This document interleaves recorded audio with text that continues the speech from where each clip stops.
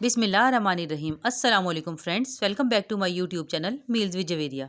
आज मैं आप लोगों के साथ शेयर करने जा रही हूँ वाइट सॉस पास्ता की रेसिपी। इसे मैंने अपने स्टाइल से बनाया है, तो आप लोगों ने वीडियो को बिल्कुल भी स्किप नहीं करना, एंड तक देखना है, क्योंकि मैं इसमें कुछ ऐसी चीज़ें भी ऐड करूँगी जो घर में ही मौजूद होंगी, लेकिन उससे हमारे पास्ता का जायका इस कदर बेहतरीन हो जाएगा कि रेस्टोरेंट से भी अच्छा तैयार होगा। तो चलिए फिर रेसिपी को स्टार्ट करते हैं। तो फ्रेंड्स, इस रेसिपी को बनाने के लिए मैंने पास्ता लिया है 200 ग्राम। आप जिस शेप में चाहें ले सकते हैं। दूध मैंने लिए है 2 गिलास के करीब, ये फिलहाल 1 गिलास है। मैदा 3 टेबलस्पून, मक्खन 3 टेबलस्पून, ये होममेड मक्खन है। 1/4 टीस्पून नमक, 1 teaspoon black pepper powder, 1 teaspoon chilli flakes. ये मेन इंग्रेडिएंट्स हैं। इसके अलावा कुछ वेजीज और कुछ मसाले भी जाएंगे जो मैं आपको साथ साथ बताती रहूँगी। तो चलिए फिर हम सबसे पहले पास्ता को उबालने की तैयारी कर लेते हैं।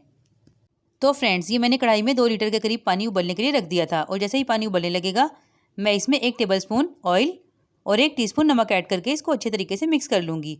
और जैसे ही हल हो जाएगा मैं इसमें ये पास्ता ऐड कर दूँगी और इसे दरमियानी आंच पर 8 मिनट के लिए पकने के लिए रख दूँगी, या जब तक कि 90% तक गल ना जाए। 8 मिनट के बाद ये देखिए पास्ता हमारा गल गया है। अब हम इसे फ़ौरन से निकाल कर एक स्ट्रेनर में डालकर फ़ौरन से पानी के नीचे कर देंगे, ताकि इसमें कुकिंग का प्रोसेस रुक जाए।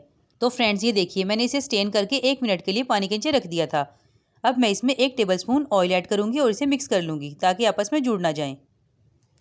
ये मैंने एक फ्राइंग पैन ले लिया है और इसमें 2 टीस्पून ऑयल ऐड कर दिया है, और जैसे ही ऑयल हल्का सा गर्म होने लगेगा मैं इसमें 1 टीस्पून फाइन चॉप किया हुआ लहसुन ऐड करके इसको भी 30 से 40 सेकंड के लिए हल्का सा सौते कर लूँगी। फ्लेम को मैंने मीडियम रखा है। जैसे ही ये डन हो जाएगा मैं इसमें 1 शिमला मिर्च ऐड कर दूँगी। इसको मैंने चौकोर छोटा काट लिया है, और आधी गाजर। आप अपने टेस्ट के हिसाब से इसे कम या ज़्यादा कर सकते हैं। इसके अलावा भी आप कोई वेजिस पसंद करें वो भी इसमें ऐड कर सकते हैं। मैं फ़िलहाल यही ऐड कर रही हूँ। और जैसे ये हल्की सी सौते हो जाएंगी मैं इसे साइड पे कर लूँगी। अब मैंने कढ़ाई ले ली है और इसमें ये मक्खन ऐड कर दिया है। ये होममेड मक्खन है, इसकी रेसिपी मेरे चैनल पर मौजूद है, मैं लिंक डिस्क्रिप्शन में दे दूँगी, आप चाहे तो जाकर देख सकते हैं। सॉस बनाने के लिए आपने मक्खन ही यूज़ करना है, आप कुछ और यूज़ नहीं कर सकते। और जैसे ही मक्खन पिघल जाएगा मैं इसमें ये मैदा ऐड कर दूँगी। मैदा भी मैंने 3 टेबलस्पून लिया है। याद रखिए जितना आप मक्खन लेंगे उतनी ही क्वांटिटी में आपको मैदा लेना होगा। अब विस्कर की मदद से मैं इसे अच्छे तरीके से चलाऊंगी। आंच को मैंने बिल्कुल धीमा रखा हुआ है। हम मैदे को उस वक्त तक पकाएंगे जब तक कि इसका कलर लाइट सा येलो ना हो जाए। और जैसे ये लाइट येलो हो जाएगा मैं इसमें दूध ऐड करूंगी। दूध इसमें आपने एक साथ नहीं डालना, थोड़ा थोड़ा करके डालते जाइए और इसे विस्कर की मदद से अच्छे तरीके से मिक्स करते जाइए, ताकि ये अच्छी सी गाढ़ी सी पेस्ट बन जाए।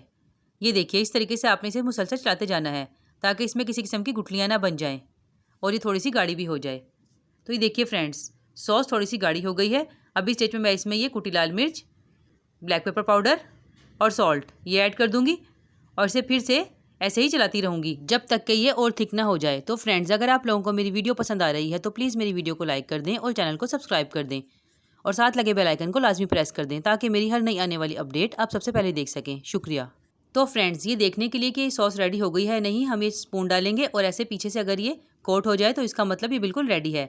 इस स्टेज पर हम इसमें अपनी फ्राई की हुई वेजीज ऐड कर देंगे और इसे भी हल्का सा चला लेंगे, और साथ ही हम इसमें ऐड कर देंगे उबला हुआ पास्ता।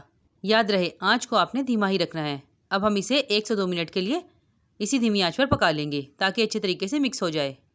अब इस स्टेज पर मैं इसमें ऐड करूँगी चीज़। ये चेडर और मोज़रेला मिक्स चीज़ है। चीज़ ऐड करने के बाद मैं इसे 1 मिनट के लिए फिर से पका लूँगी धीमी आंच पर, या जब तक कि चीज़ अच्छे तरीके से मिक्स ना हो जाए।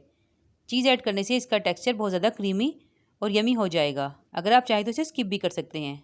तो ये देखिए फ्रेंड्स, चीज़ अच्छे तरीके से मिक्स हो गई है। अब लास्ट में मैं इसमें ऐड करूँगी एक फाइनल मैजिक इंग्रेडिएंट, जिसे ऐड करने के बाद इस पास्ता का टेस्ट बहुत लाजवाब हो जाएगा। जी हाँ, ये है मेरे पास चिकन पाउडर, तकरीबन 1 टीस्पून। ये लास्ट में मैं इसमें ऐड करके इसे सिर्फ 30 से 40 सेकंड के लिए अच्छे तरीके से पका लूँगी। आपके पास अगर चिकन पाउडर ना हो तो आप चिकन क्यूब भी यूज़ कर सकते हैं। तो फ्रेंड्स, हमारा मज़ेदार यमी क्रीमी सा पास्ता रेडी हो गया है। ये देखिए किस कदर शानदार लग रहा है और कितना क्रीमी और थिक है। चलिए अब हम इसे डिश आउट कर लेते हैं।